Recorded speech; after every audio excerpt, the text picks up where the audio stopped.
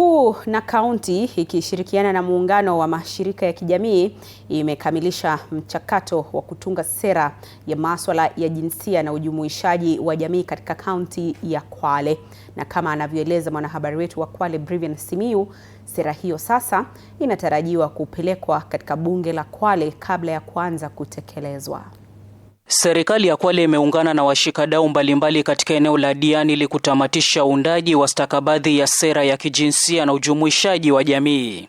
Kulingana na serikali ya kaunti hii, stakabadhi hiyo itawasilishwa kwa bunge la Kwale ili ijadiliwe kwa kina.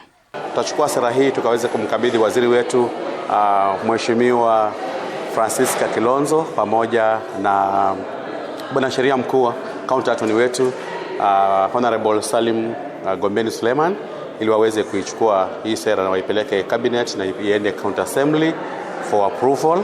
Baada ya kuidhinishwa, sera hiyo inatarajiwa kuleta mabadiliko makubwa kupitia utetezi wa haki za wanyonge. Washikadau hawa wakisema sera hii itawezesha sheria ya dhulma za kijinsia iliyopitishwa mwaka wa 2024 kutekelezwa kikamilifu.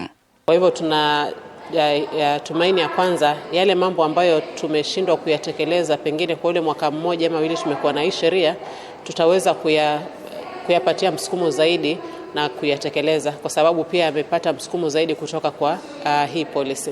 Sera hiyo pia inalenga kuhakikisha makundi maalum ya watu yaliyotengwa kwenye jamii yanajumuishwa katika masuala muhimu ya maendeleo.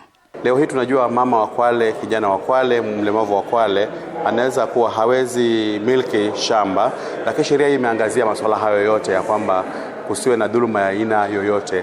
Yani in short inaleta mambo ya inclusion. Kwa sasa tukiangalia watu wanaoishi na uwezo maalum, kuna changamoto za kujihusisha kiuchumi, kuna changamoto za kuweza kupata elimu, kuna changamoto ya kuweza kuhusishwa ya kikamilifu katika masuala ya maendeleo. Jukumu la kupitisha sera hiyo likipatiwa serikali ya Kwale kuishughulikia kufikia mwisho wa mwaka huu.